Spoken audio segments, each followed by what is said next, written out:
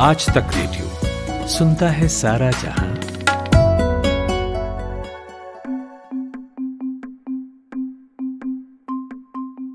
नमस्कार।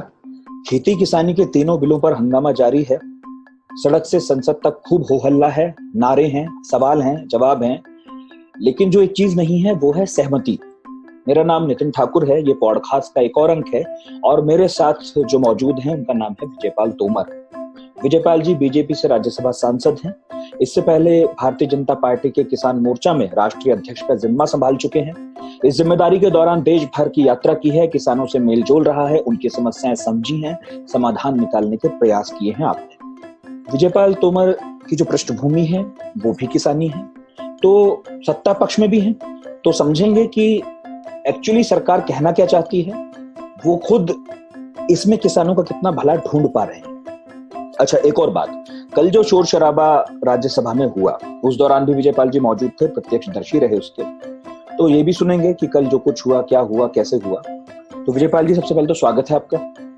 धन्यवाद। मैं पहला सवाल तो आपसे यही पूछना चाह रहा था कि एक अजीब सा ऊहापोह, एक अजीब सा भ्रम है लोगों में कि ये जो तीनों बिल हैं, और लोगों में क्या, किसानों में जिनके लिए आप बिल लाए हैं, और किसानों में ही क्या बल्कि आपके सबसे पुराने सहयोगियों में, शिरोमणि अकाली दल में जिनका कोर वोटर किसान है, उनमें भी एक अजीब सा असमंजस है, भ्रम है। केवल विपक्षी पार्टियों में ही नहीं है, इसलिए अहम हो जाता है क्योंकि विपक्षी पार्टियों का तो मान लेते हैं कि शोर शराबा कर रहे हैं, उनका काम है, लेकिन सहयोगी भी, किसान भी, सब कर रहे हैं, पंजाब हरियाणा के खासतौर पर। इसे दूर कीजिए, सरल भाषा में मुझे समझाइए, आप खुद भी किसान से आते हैं, ये तीनों बिल किसानों के लिए किस तरह से लाभकारी हैं? नितिन जी, पहली चीज तो मैं ये बताना चाहता हूं कि ये बिल, तीनों बिल किसानों के लिए बहुत ही लाभकारी हैं और किसानों में भ्रम नहीं है जी।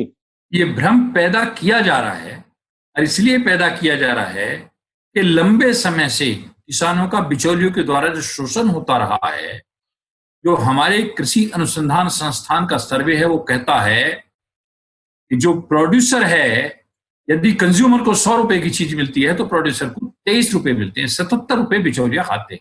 ठीक। बिचौलियों को समाप्त करने के लिए ना कोई मंडी का जो कानून है, अधिनियम है, उसको समाप्त नहीं किया जा रहा। इसमें समझने की बात यह है, मंडियां अपना काम करती रहेंगी, सरकारी खरीद अपनी होती रहेगी, एमएसपी भी रहेगी, लेकिन भ्रम यह फैला रहे हैं एमएसपी खत्म कर देंगे, मंडियां खत्म कर देंगे। किसान, देखिए, देश भर में लघु और सीमांत किसान 86% और 86% में 23% ऐसे किसान हैं जो बहुत छोटी जोत के, 150 गज के आसपास जमीनें खेती और मजदूर के समान है। वो किसान यदि 2 कुंटल 4 कुंटल कुछ पैदा कर दिया, उसे लेके जाएगा मंडी तक, तो किया है किसान अलग बैठा रहता है, वो जो बीच का आदमी है वो बता देता आपका इस रेट पे बेच दिया। कभी कभी 2-2 दिन तक रखते हैं, 2 दिन बाद पैसा मिलता। वहां किसान को एक मूक दर्शक की भूमिका में रहा है और ये शोषण लंबे टाइम से होता रहा है। तो इन बिचौलियों को समाप्त करने के लिए, बाधाओं को समाप्त करने के लिए इंटर स्टेट रेस्ट्रिक्शंस थी। हरियाणा और उत्तर प्रदेश के बीच एक जमुना नदी है। यदि बागपत का किसान सोनीपत की मंडी में बेचना चाहे अपना धान, वहां महंगा है तो नहीं बेच सकता था, लाठी पड़ती थी, ट्रैक्टर सीज हो जाते, चलान हो जाते। सहारनपुर का यमुनानगर जाना चाहे नहीं बेच सकता था। जिस राज्य का किसान है वो अपने राज्य की या अपने आसपास की मंडी में बेच सकता है, दूसरी जगह जा नहीं सकता था। राज्य में भी प्रतिबंध थे और मंडी, अपने जिले में भी इतना प्रतिबंध था, मंडी से बाहर बेचने खरीदने पर प्रतिबंध था। कोई व्यापारी मंडी से बाहर बिना लाइसेंसधारी नहीं खरीद सकता। मंडी परिसर जो नोटिफाइड है या अपना जो कोई यार्ड यदि मंडी ने नोटिफाइड कर रखा है, केवल उसमें ही खरीद बेचती। इन कानून के बाद पूरी तरह सब बाधाएं समाप्त हो गई हैं। अब किसान देश के जिस हिस्से में जहां चाहे, जब चाहे और जिस को देना चाहे वो स्वतंत्र है देने के लिए। सारी बाधाएं समाप्त कर दी। किसानों के लिए सभी विकल्प खुल गए बिक्री के। लागत तथा फसलों के उपरांत होने वाले नुकसान में कमी आ गई। जो फसल के पोस्ट हार्वेस्टिंग कहते हैं, ये नुकसान करीब 22% है। पूरे देश में अनुमान यह है 92,000 करोड़ रुपए का सालाना नुकसान होता है। इसकी बचत हो जाएगी। ये किसानों का नुकसान हो रहा है और ये सभी मध्यस्थ दलाल वो कम हो जाएंगे और जो प्रोसेसर्स हैं और एक्सपोर्टर्स हैं इनको बढ़ावा दिया जाएगा। इससे किसान के बच्चों को रोजगार का अवसर मिलेगा, क्योंकि प्रधानमंत्री जी ने जो आत्मनिर्भर भारत में 1 लाख करोड़ का पैकेज दिया है वो एग्रीकल्चर के इंफ्रास्ट्रक्चर के लिए दिया है। उसके अलावा 10,000 करोड़ जो स्मॉल यूनिट्स प्रोसेसिंग की गांव लगे हैं, गांवों में निचले स्तर पर, उसके लिए दिया है। क्यों दिया है? और सबसे पहले मैं ये बता दूं कि ये केवल व्यापारी नहीं खरीद सकता, किसान भी यदि कोई अपना एक कम्युनिटी बेस्ड संगठन बनाते हैं, सरकार ने एफपीओ बनाने की बात कही है या सहकारी समिति बनी हुई है, उनको पैन कार्ड की भी जरूरत नहीं है। व्यापारी को तो पैन कार्ड की जरूरत है, वो इस काम को करते हैं अपने ई ट्रेडिंग प्लेटफॉर्म के द्वारा देश में कहीं भी बेच सकते हैं। ये सीधा वहां से ठीक है। जिले स्तर पर कोल्ड स्टोर की स्थापना होगी, वेयर हाउस की स्थापना होगी, प्रोसेसिंग प्लांट लगेंगे, जो गांवों से कुटीर उद्योग खत्म हुए फिर से कुटीर उद्योग हो जाएंगे। दूसरी बात सबसे बड़ी ये है, देखिए हमारा देश ऐसा है जिसमें छोटा किसान बहुत अधिक, विश्व का छोटी जोत होने के कारण है 3। हमारी विश्व की आबादी का 18% भारत में रहता है, 11% पशु भारत में है, हमारे पास भूमि कितनी है 2.4%, जल कितना है 4.2%। इसमें हमें इन सब का भरण पोषण भी करना और किसान की आमदनी बढ़ानी। किसान की जोत आगे भी घटनी है, क्योंकि बड़ी शहरीकरण हो रहा, बिल्डिंग बननी है, रोड बननी है, नहर बननी है, जमीन तो वही अरबड़ तो है नहीं, वो नहीं है, तो छोटी जोत बढ़नी है। अब 86% किसान जहां लघु सीमांत किसान हो, उनकी आमदनी कैसे बढ़े? उनकी आमदनी बढ़ाने के लिए इन मध्यस्थ बीच के दलालों को खत्म करके और किसान को सीधा, मैं एक उदाहरण लेना चाहता हूं। अभी कोविड के टाइम में मैं गुलावटी से चला, धौलाने के पास एक खेत में किसान ने लौकी भर रखी थी अपनी गाड़ी में, बेचने के लिए मंडी ले जा रहा था। मैंने ड्राइवर को रोक कर कहा, भाई इससे लौकी ले लो, शहर में तो बहुत महंगी मिलेगी और अच्छी भी नहीं। उसने 10 रुपए की 3 किलो दी। मुझे आश्चर्य हुआ। मैं राजनगर एक्सटेंशन पे गाजियाबाद आकर रुका, आपसे 3 महीने पहले की बात। तो गाजियाबाद एक्सटेंशन पे मंडी सी लगती है, एक छोटा सा बाजार। मैंने वहां पूछा, जरा लौकी का रेट पूछा तो पता लगा 25 रुपए किलो। दिल्ली आने के बाद जब मैंने ड्राइवर को भेजा, मैंने गोल मार्केट को और पूछ के आओ, मेरा इंटरेस्ट इसीलिए था, वहां 30 रुपए किलो। तो जो 3 रुपए किलो किसान दे रहा है और 30 रुपए किलो कंज्यूमर को लेनी पड़ रही है, बीच का वो है, उसको खत्म करने का काम किया गया है। और कोई लाभ आप बताना चाहें बता दीजिए, फिर मैं सवाल करूंगा। हाँ, मैं बता रहा हूं। तो इस तरह मैं ये कहना चाहता हूं कि वैल्यू, अब जब जगह जगह प्रोसेसिंग प्लांट लगेंगे तो वैल्यू एडिशन होगा। वैल्यू एडिशन क्या होता है? हमारे यहाँ एक किसान है बुलंदशहर का, भारत भूषण, वो हल्दी पैदा करता था। 8 रुपए किलो हल्दी जाती थी, कच्ची हल्दी। उसको बताया गया, वो सुखा के 5 किलो में 1 किलो पाउडर बनाया उसने। 5 किलो कच्ची हल्दी कितने, कोई 40 रुपए की। 1 किलो पाउडर बनाया, उसको 15,000 की मशीन आ गई जिससे वो पाउडर बनता था। पैकिंग किया, ब्रांडिंग किया, बेचा, वो 300 रुपए की जाने लगी। तो ये जो प्रोसेसिंग है, ये आलू है, टमाटर है, ये कौड़ियों के भाव होते हैं। आप जानते हैं कि मेरठ में हरीश पाल जी सांसद थे, उनका भतीजे ने बहुकमपुर में कोल्ड स्टोरेज लगा रखा, अजीत अनिल ने। उन्होंने किसानों से करार किया, जो कॉन्ट्रैक्ट को कहते हैं, कॉन्ट्रैक्ट फार्मिंग गलत है, किसान करते हैं। जब 4 रुपए किलो आलू था, तब भी जिन किसानों को उन्होंने बोया था 28 रुपए किलो दे रहे थे, अब भी 32 का करार कर रखा है। तो किसान को सही दाम मिल जाएगा और किसान को उनकी पैकेजिंग, ब्रांडिंग और उसका मार्केटिंग, ये व्यवस्था कौन करेगा? नाबार्ड मदद करेगा, हर तरह की मदद देगा। किसान गेहूं बेचता है, गेहूं 10-20 रुपए किलो, उसी का जब आशीर्वाद शक्ति आटा बन जाता है वो 30 रुपए किलो, और ब्रांडेड दलिया बन जाता है तो वो 50 रुपए किलो। किसान क्यों नहीं कर सकता साहब? गांव में 25-30 रुपए की एक भैंस की दूध आता है, 25-30 रुपए लीटर का, और यहाँ शहर में आके 55 रुपए लीटर है। केवल उसका प्रोसेसिंग होना है और मार्केटिंग होना है, यही तो करना है। तो वैल्यू एडिशन के इसमें करीब 20,000 करोड़ मत्स्य पालन को दिया है। सुल्तान सिंह किसान है करनाल का, 1 एकड़ में 5 लाख कमाता, 3 लाख मछली पालन से और 2 लाख उसके सीड से, जो नर्सरी वो तैयार करता है। तो कोई कर सकता है इतना? तो ये जो इसी तरह ये हमारा, मैंने बताया 10,000 करोड़ रुपया प्रोसेसिंग की यूनिट्स लगे गांव-गांव, तो बच्चों को रोजगार भी मिलेगा। मैं एक कहता हूं, ग्रेजुएशन करके गांव का लड़का, किसान का बेटा नौकरी के लिए फिरता नहीं, 8-10 हजार की भी नौकरी मिल जाए, वो जॉब क्रिएटर बनेगा, जॉब सीकर नहीं बनेगा। ठीक है, लेकिन वो जो बीच में से आड़ती आप हटा रहे हैं, वो भी तो अपना काम कर रहे थे। जो भी था एक सिस्टम था, ऐसा तो है नहीं कि उसको 420 थी बनाया हुआ नहीं हटा रहे। मैं फिर वही कह रहा हूं, वो कहाँ जाएंगे?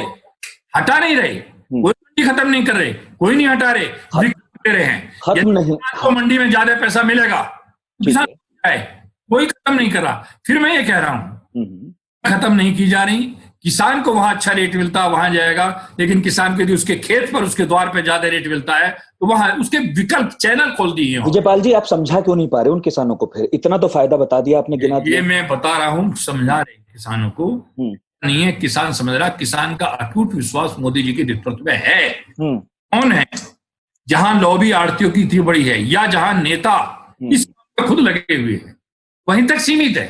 देश का आंदोलन नहीं है। देश का किसान समझ रहा है कि उसका फायदा कहां है, देश का किसान समझ रहा है उसका फायदा कहां है। पंजाब में शिरोमणि अकाली दल आपकी सहयोगी पार्टी, आप उसे भी नहीं समझा सके? किसानों की छोड़ दीजिए, ऐसा है। हालांकि पॉलिटिकल सवाल कर रहा हूं, लेकिन इसके बाद आऊंगा किसानों का। मैं पॉलिटिकल का भी जवाब दे रहा हूं। ऑर्डिनेंस जारी हुए कई महीने हो गए, को मालूम नहीं था जब ऑर्डिनेंस जारी हुआ था? हाँ, विरोध किया था। वो जब वहां पर जो लॉबी उनकी है आड़तियों की, जो बड़ी लॉबी है पैसे वालों की, बिचौलियों की, उस दबाव बनाना शुरू किया है, तो ये भी उस दबाव में आ गए। मैं कहता हूं, देखिए, किसान गुमराह होने वाला नहीं है। मैं कहता हूं, गुमराह करने की शुरुआत किसने करी है? कांग्रेस से करी है। कांग्रेस का मैनिफेस्टो पढ़िएगा, उनके मैनिफेस्टो में था कि हम इस काम को करेंगे, और अब यूटर्न लेके आप चर्चा क्यों नहीं कर लेते संसद में? राज किया, 54% जमीन में सिंचाई का साधन नहीं है, कौन जिम्मेदार है इसके लिए? किसान जो तो संसद में इस बात पर चर्चा क्यों नहीं कर लेते हैं? मैं ही कह रहा हूं कि वो जो ध्वनि मत से पारित हुआ, उसमें चर्चा नहीं कर रहे। हम तैयार हैं चर्चा करने की, ये भाग रहे हैं। ये कहते हैं, हम यही कह रहे हैं, ये बताएं तो सही, किसान मजदूर की हैसियत में क्यों आया? किसान जब देश आजाद हुआ था 51.8%, उस समय किसान की कृषि का योगदान देश की अर्थव्यवस्था में था। 1750 तक 25% विश्व की अर्थव्यवस्था में भारत का योगदान था। और जब 60 साल इन्होंने राज किया, उसके बाद किसान की स्थिति आई कि 13% कृषि का योगदान देश की अर्थव्यवस्था में रह गया। 13-18 के बीच इससे ऊपर कभी नहीं गया, और 2.5-3% रह गया विश्व की अर्थव्यवस्था में हमारा। वो तो होना ही था। गलत नीतियों के कारण ये सब हुआ, और 54% जमीन में भी सिंचाई के साधन नहीं थे। यदि यहाँ 25% अनाज सड़के चला जाता है, भंडारण की व्यवस्था नहीं हुई, और अब इस व्यवस्था को मोदी जी कर रहे हैं, तो ये शोर मचा रहे हैं। जब सिंचाई के क्षेत्र में 54% साधन नहीं थे, मोदी ने 40,000 करोड़ का कॉर्पोरेट फंड बनाया है। बरसात के पानी को रोककर ड्रिप सिस्टम से सिंचाई की जा रही है। ड्रिप सिस्टम से सिंचाई करने पर 40% कम से कम पानी की बचत है, 30% खाद की बचत है, 20% मजदूरी की बचत है, 17% बिजली की बचत है, और 25% तक पैदावार बढ़ जाती है।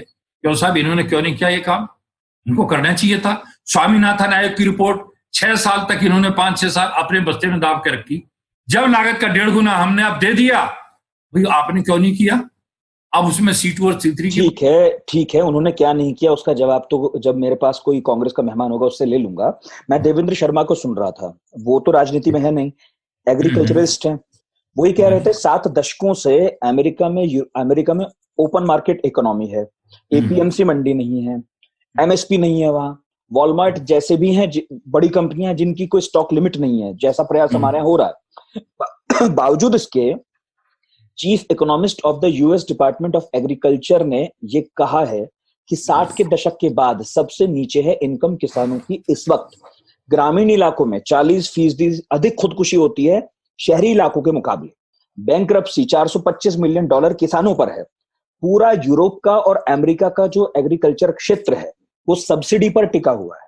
हम जो मॉडल यहाँ पर लागू कर रहे हैं, ये उन्हीं के बयन बता रहा हूं मैं, और जो पिछले 2-3 दिनों से मैं देवेंद्र शर्मा कोई अकेले नहीं है, नहीं उनकी ही बात कर रहा हूं। देवेंद्र शर्मा का जिक्र किया है, देवेंद्र शर्मा का आर्टिकल पढ़ लिए, उनको छोड़ दीजिए, नहीं है वो, उनको छोड़ दीजिए। खालसा कॉलेज की प्रिंसिपल हैं, परसों मैं उनसे बात कर रहा था। हर किसी का ये मत है कि ये यूरोप का, ये अमेरिका का मॉडल उठा के आप लागू कर रहे हैं, जो खुद वहां सस्टेन नहीं कर पा रहा है। मैं ये कहता हूँ ये तो हैं जो किताबों के कीड़े हैं, अच्छा, जमीन पे काम करने वाले, हम बता रहे हैं आपको। अच्छा, मैं ये कहता हूँ खेत में काम करने वाले से पूछो जी, 5 बीघे जमीन है, क्या वो ट्रैक्टर रख सकता है? उसे तो किराए पे जोतना पड़ेगा, तो नुकसान होगा या नहीं होगा? यदि तो एक कम्युनिटी बेस्ड संगठन बना लें तो कम से कम यही लड़के जो हमारे बेरोजगार हैं, 50% रोजगार तो अब भी गांव से मिल रहा है, ये एक कस्टम हायर सेंटर खड़ा कर देंगे, वहां के लोगों को सस्ते रेट पे देंगे। तो यदि ये सब सुविधा दी जा रही है, अभी जमीन तो और घटने वाली है, चोट तो घटेगी ही। अमेरिका में नुकसान हो सकता है इसलिए कि वहां 100 एकड़ से कम का कोई फार्म नहीं है, और बड़े बड़े फार्म वाले हैं। नहीं, छोटे किसान छोटे भी हैं। यहाँ 86%, उत्तर प्रदेश में 92% लघु सीमांत किसान है, 90% है। यहाँ का किसान की हैसियत ऐसी हो गई है जो मजदूर से नीचे आ गया है। तो इसलिए अमेरिका में यहाँ में अंतर करिएगा, अमेरिका की बड़ी जोत के किसान हैं, हम बहुत छोटी जोत के किसान हैं। यहाँ के किसानों को इस तरह की आवश्यकता है कि उनके यहाँ पर प्रोसेसिंग की यूनिट हो, भंडारण की यूनिट हो, वहां पर उनके लिए पैकिंग और ब्रांडिंग और मार्केटिंग की व्यवस्था हो, और ये सब व्यवस्था करेगा नाबार्ड, सहायता करेगा। यही सब करने जा रहे हैं। एक आरोप ये लग रहा है और ये डर है, आज भी 40 रुपए किलो, जी बताइए, नहीं बोलिए। आज भी 40 रुपए किलो गुड़ बिक रहा बिहार में। क्यों अब यहाँ का हमारा उत्तर प्रदेश का आदमी बिहार नहीं बेच सकता? क्यों इस तरह के प्रतिबंध हैं? कहीं भी दुनिया में है। अच्छा, लेकिन इसी से जुड़ा एक सवाल है, बेचने का अधिकार, इसी से जुड़ा एक सवाल है, बिचौलिया तो बिहार में भी बैठा होगा। दूसरी बात, यहाँ का किसान वहां जाएगा तो वहां के किसानों के हितों के साथ टकराव होगा। ये मैं वो बता रहा हूं जो चिंताएं और फिक्र जाहिर कर रहे हैं लोग। आप इसका जवाब दे दीजिए। यही तो दिक्कत है। किसान को जात बिरादरियों में बांट के रखा, 60 साल तक किसान को किसान नहीं समझा, किसान को वोट बैंक की राजनीति करी। किसान कहीं कोई टकराव किसान का नहीं है, टकराव कराया जा रहा है, किसान का टकराव नहीं है। किसान को जब अपने यहां बैठकर ई ट्रेडिंग के द्वारा पूरे देश में कहीं भी बिक्री कर सकते हैं, क्या दिक्कत है? परेशानी क्या है? और सबके लिए विकल्प खुला है। यदि उत्तर प्रदेश में अच्छा दाम है तो यहां देंगे। कितने किसान ई ट्रेडिंग का लाभ ये जो आत्मनिर्भर भारत के अंतर्गत किया गया है, मेडिसिनल प्लांट हैं अपने यहाँ, दुनिया भर में अब पता चला है कि आयुर्वेद की क्या हैसियत है। 4,000 करोड़ इसके लिए रखा गया है। ये प्लांट लगा के उसकी प्रोसेसिंग करके उनकी दवाइयों की, उसके लिए मार्केट, किसान क्या है, किसान जो पैदा करा उसको पता ही नहीं तेरा मार्केट कहाँ है। उसके मार्केट यदि उसके द्वार पर होगा तो उसकी कीमत 10 गुनी होगी। मैंने उदाहरण के लिए बताया, आटा गेहूं 20 रुपए किलो, ब्रांडेड आटा बन गया वही आशीर्वाद शक्ति 30 रुपए किलो, दलिया उसी का बना दिया तो 50 रुपए किलो। किसान को तो 20 रुपए मिल रहा है और दलिया बेच रहे, क्या किसान इस काम को नहीं कर सकता? उसको यदि यह काम किसान इतना बड़ा कहां से प्लांट लगाएगा? वो आटे की प्रोसेसिंग का अलग से, मैंने यही बताया है, ब्रांडिंग होगी, मैंने इसका जो काम है वही कर पाएगा। किसान नहीं करेगा, लेकिन किसानों का समूह जो बनेगा 100% वहां नाबार्ड मदद करेगा। 300 किसान जुटेंगे, पहाड़ी क्षेत्र में 100 किसान जुटेंगे, कम्युनिटी बेस्ड ऑर्गेनाइजेशन होगा या सहकारी समिति बना सकते हैं और सारी की सारी सुविधाएं उनको दी जाएंगी। विजयपाल जी, आप तो एक लंबी प्रक्रिया को नहीं कर सकते। मैं एक उदाहरण आपको नितिन जी बताता हूँ। जी बताइए। एक मिल्क कंपनी है और वो delight milk company of India है। एक गाय भैंस नहीं है, करोड़ों का व्यापार कर रही है। साहब, किसान अपनी भैंस का भी गाय का भी दूध प्रोसेसिंग करा के ठीक जगह नहीं बेच सकते एक समूह बना के? तो यदि वो कर रहे हैं तो आपत्ति है क्यों? ये हुआ नहीं। 60 साल में किसान कहां से कहां चला गया? तो उत्तम पेशा था और विश्व की अर्थव्यवस्था में देश का योगदान सबसे अधिक जब भी था जब किसान शक्तिशाली था। और किसान, अब इस कोविड के टाइम में देखिए, कोविड के टाइम में सभी सेक्टर्स में गिरावट आई, आर्थिक विकास दर 3.1% है और कृषि की उच्चतम स्तर पर 5.9% है। कृषि की विकास दर बढ़ेगी तभी देश की तरक्की होगी। इस मर्म को मोदी जी समझते हैं। आप जो बता रहे हैं वो तो बड़ा बेसिक है, सबको मालूम है कि भारत कृषि प्रधान देश है, वो आगे बढ़ेगा, किसान आगे बढ़ेगा, वो बात ठीक है।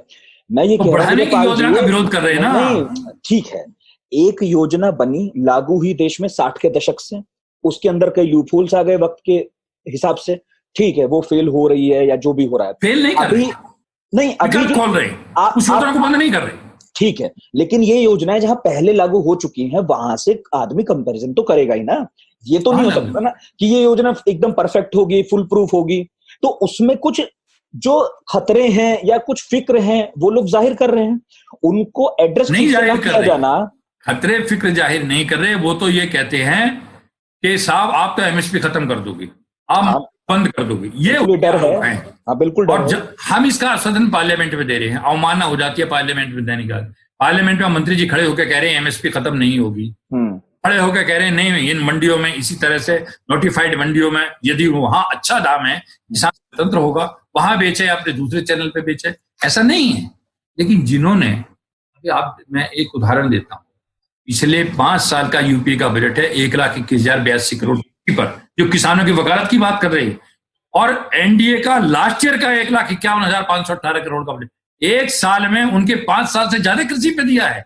लोग उनकी हिमायत करते हैं, जिनको ये पता नहीं किसान है क्या, उन्होंने तो बर्बादी की है किसान। खुदकुशी के आंकड़े कम नहीं हुए विजयपाल जी। केवल खुदकुशी के आंकड़े कैसे कम होंगे जब इन काम को कर नहीं दे रहे, जब किसानों को 6-7 साल से भाजपा एनडीए की सरकार है और आप इस बात के लिए दोषी ठहरा रहे हैं कि सिस्टम उनका था, खुदकुशी के आंकड़े इसलिए कम नहीं हो रहे। 6 साल से स्टेट की गवर्नमेंट है, आपको पता है, एक आशा प्राइम मिनिस्टर प्रधानमंत्री कल्याण योजना है, स्टेट ने लागू करी, क्यों नहीं की उन्होंने? बात मैं कहता हूँ किसान सम्मान निधि है, क्यों स्टेट में लागू नहीं हो रही, क्यों उनके हाथ से उसके आंकड़े नहीं दिए जा रहे? जब केंद्र की योजनाओं को लागू नहीं करेंगे, अब कहेंगे केंद्र राज्यों के अधिकारों में, अरे मैं ये कहता हूं, मैं मानता हूं जो अनुच्छेद 246 आर्टिकल 246 संविधान का शेड्यूल 7 के आइटम 14 पे राज्य का क्षेत्र है, राज्य को इसकी कानून बनाने की सूची है। लेकिन मैं ये दूसरी बात एक और भी कहता हूं कि कृषि के मूल्यों का संरक्षण, प्राइस कंट्रोल करना, ऋण, व्यवसाय फसलों संबंधी, भंडारण, प्रोसेसिंग, ये समवर्ती सूची में, जब कंकरेंट लिस्ट में समवर्ती में दोनों को अधिकार हो जाता है कानून बनाने का, दोनों को, केंद्र को, राज्य को, दोनों को। क्योंकि केंद्र ने जब वो कुछ योजनाएं लागू की जो कल्याणकारी थी, बहुत राज्यों ने इसीलिए उसको लागू नहीं किया कि वो प्रधानमंत्री के द्वारा चलाई जा रही थी, और इसीलिए ये सब दिक्कत आई है, ये कानून बनाना पड़ा है। और जब 2 कानून होते हैं तो केंद्र का कानून प्रिवेल करता है, ये भी एक संविधान में स्पष्ट। तो ये इसलिए जरूरत पड़ी है और इसीलिए दिक्कत आ रही है कि इन्होंने लागू ही नहीं की वो योजना जिनसे फायदा था। ये कहते हैं खड़े होकर राज्यसभा में, बहुत बड़े गृह मंत्री रहे भारत सरकार के, 6,000 में क्या होगा? अरे तुमने कभी 6 रुपए भी नहीं दिए। भाई आप मुझसे पूछो ना, जब बरसात का मौसम आता है, गन्ने का इलाका है, किसान की जेब में पैसा नहीं रहता, बबूल का पेड़ काट के बेच के एडमिशन के लिए पैसे इकट्ठे किए, ऐसे लोगों से पूछो उस समय कि 6,000 की कीमत क्या होती है। वो बात ठीक है। एक विरोध करना है, एक डर और है, मैं बता देता हूं, आप बैठे हैं, जवाब दे दीजिएगा। ये कह रहे हैं कि कॉर्पोरेट्स को अगर आप खेतों में घुसा देंगे तो फिर वो वही करेंगे जो हर जगह कॉर्पोरेट करता है। ये बात ठीक है कि बाजार खुलना चाहिए, खुलता ही है, जैसी जैसी परिस्थितियां होती हैं वैसे वैसे हमें संशोधन करना होता है, लेकिन इतना बाजार खोल देना कि किसानों का हित उससे प्रभावित होने लगे, ये भी एक तरह का डर है, एक तरह का खतरा है। और मैं मानता हूं कि तमाम ऐसे उदाहरण बिखरे पड़े हैं कि उसे देखते हुए इस खतरे को निर्मूल नहीं कहा जा सकता। ऐसा होता है कि जब कॉर्पोरेट आता है तो अपने हित को सबसे ऊपर रखता है। ये आप नहीं कह सकते कि वो जो है बड़ा धर्मार्थ संस्थान होता है साहब, वो किसानों को सबसे ऊपर रखेगा। उस पर आपकी नजर कैसे रहेगी? ऐसी डॉक्यूमेंट्रीज बिखरी पड़ी है, वॉलमार्ट ने देश बर्बाद कर दिए हैं। मैं मालवाड़ का समर्थक नहीं हूं, मैं इनका समर्थक नहीं हूं। जो ये बड़ी कंपनी आई थी और सीट लेके आई थी, कॉन्ट्रैक्ट फार्मिंग वगैरह तो इन्हीं की, मॉन्सेंटो का मैं समर्थक नहीं हूं, मैंने पार्लियामेंट में विरोध किया है। मैं एक बात कहना चाहता हूं, ये पैदा कर रहे भाई हम ये कह रहे हैं बड़ी कंपनी नहीं, किसानों के समूह इकट्ठे होकर काम करें, सहकारी समिति बना के काम करें, और यदि बड़ी कंपनी कुछ किसान को लाभ दे रही है, किसान के तो विकल्प सारे खुले हुए हैं, किसान के विकल्प खुले हुए हैं, इन मंडियों में भी वो बेच सकता है, अपने खुद के प्लेटफॉर्म स्थापित कर सकता है, अपने प्रोसेसिंग प्लांट लगा सकता है, कोऑपरेटिव सोसाइटीज के द्वारा किया जा सकता है, वो उस चैनल पे जाएगा जहां उसको ज्यादा फायदा होगा। विकल्प खुलने से ही तो एक असुरक्षा का भाव पैदा हो रहा है। विकल्प को नितिन जी, दोनों जो कल विधेयक पास हुए हैं, दोनों विधेयकों की एक धारा को मैंने पढ़ा है, किसान के पक्ष में है। कोई भी एक ऐसी नहीं है, यदि किसान गलती भी करेगा, किसान की जमीन के साथ छेड़छाड़ कोई नहीं कर सकता। कोई यदि किसान अपना गलत साबित हो जाता है, मान लिया, तब भी किसान ने यदि एडवांस ले रखा है वो देगा, ब्याज भी वापस नहीं किया जा सकता, ये है। और यदि उसने गलती कर दी, करार करने वाले ने 1.5 पेनल्टी और 25,000 से लगेगा 5 लाख तक का जुर्माना है। नहीं, सुनने में तो अच्छा लग रहा है, वो मैंने भी सुना है कि सारा कानून किसानों को, इसको पढ़ें तो सही, ये पढ़े नहीं है, ये कानून की धाराओं पर बात नहीं कर रहे हैं वो। अच्छा, मैं ये कहता हूं ये सारी चीज बुरी हैं, तो घोषणा पत्र में क्यों इन्होंने जारी की थी पीछे? कांग्रेस के बहकावे में, उकसावे में आके, देखिए यहां तो अब यही तय होना है किसानों के पक्ष में है या इन बिचौलियों के और दलालों के पक्ष में। तो बिचौलिए भी तो परमिट लेके घूम रहे थे। वो बिचौलिए कोई ऐसी, अच्छा मुझे समझ नहीं आता है कि एक सिस्टम था जिसे हर सरकार ने, बीच में आपकी भी सरकारें आई, उसको सपोर्ट किया, खत्म तो किया नहीं, आज पहली बार हो रहा है।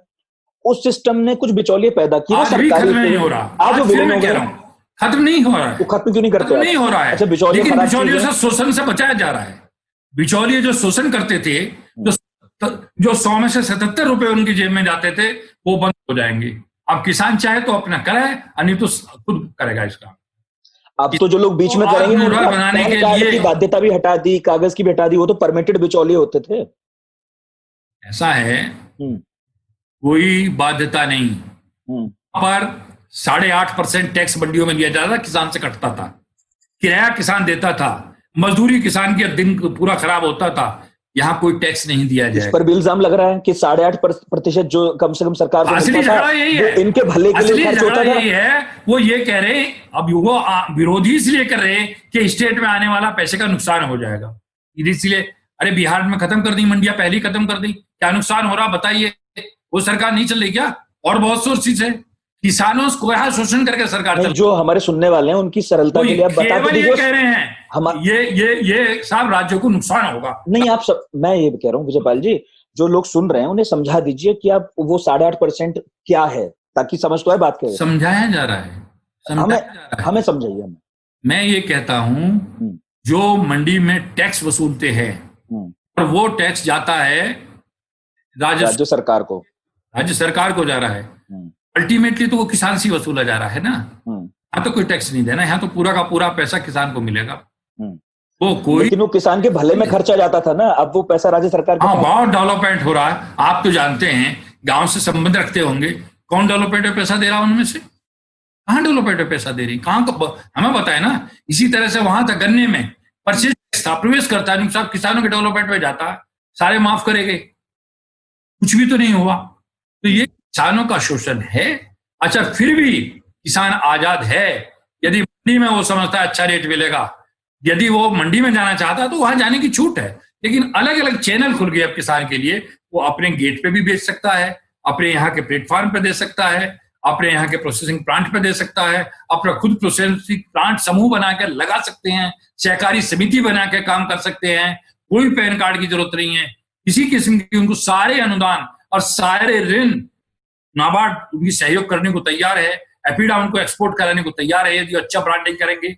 भाई, जब तक किसान इस चीज को नहीं सोचेगा, तब तक किसान को एग्री बिजनेस में नहीं आएगा।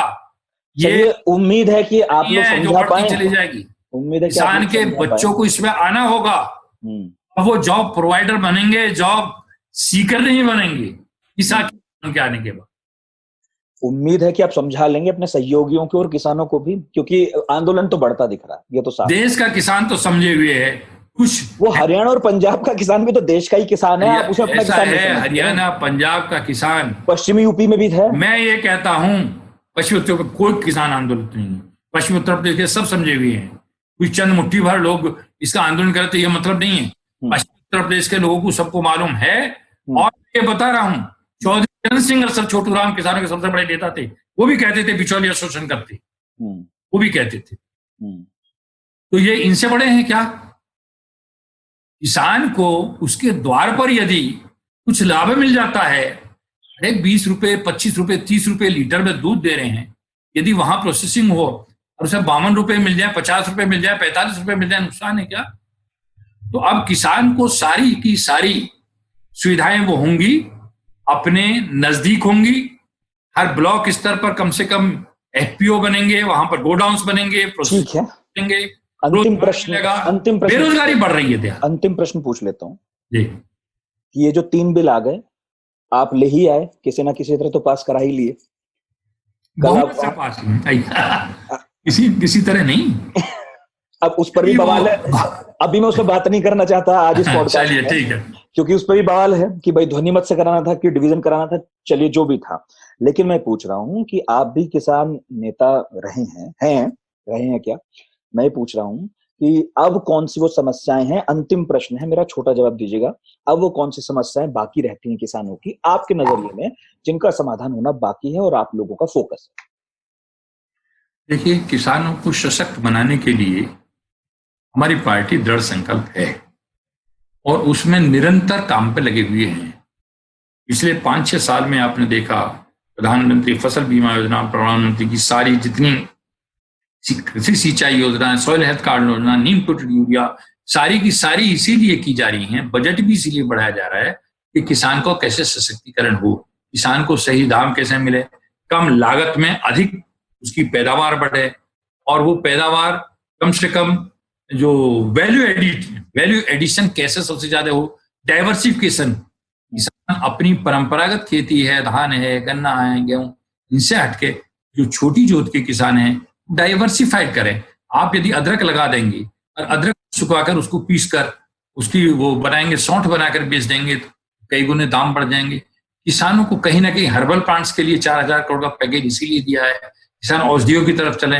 यदि कि ना किसान इस तरफ चल जाएंगे एक बार, और वो अपने को ये समझेंगे कि हमको इससे सीधा व्यवसाय से एक किसान के साथ साथ इस व्यवसाय को भी बनाना है, तो किसान का सशक्तिकरण होगा, और इसमें निरंतर सरकार सहयोग करने के लिए वचनबद्ध है। ओके, किसान थोड़ा सा व्यवसायी बने, थोड़ी व्यावसायिक बुद्धि अब एग्री बिजनेस।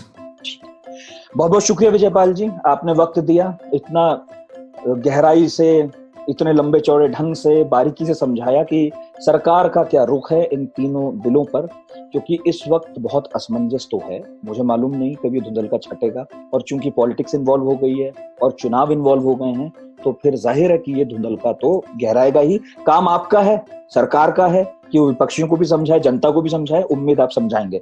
बहुत बहुत शुक्रिया हमारे साथ जुड़ने का। धन्यवाद। Thank you.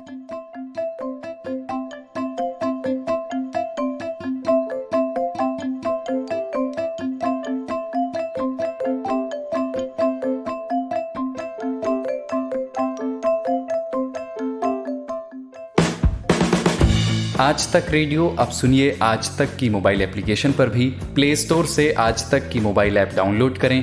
ऐप में आपको सबसे ऊपर राइट साइड में 3 आइकन दिखेंगे, उनमें से एक जो सबसे बीच में है वो है आज तक रेडियो का आइकन। तो उसे उंगली से ज़रा सा छू दीजिए और खुल जाएगा हमारा पिटारा, जिसमें क्या है, न्यूज़ तो हर जगह है, पर हमारे यहाँ न्यूज़ है सही कॉन्टेक्स्ट के साथ। खबर तो आ गई, पर खबर से आगे की बात क्या है, उसका एनालिसिस आपको हमारे यहाँ मिलेगा। और इस ठिकाने पर सिर्फ खबरें ही नहीं हैं, ज्ञान की बातें हैं, मज़ेदार किस्से हैं, बतकही है और भी बहुत कुछ है, जिसका स्वाद लेने के लिए इस गली के चक्कर लगाते रहें। आज तक रेडियो कहते हैं इसे, सुनता है सारा जहां।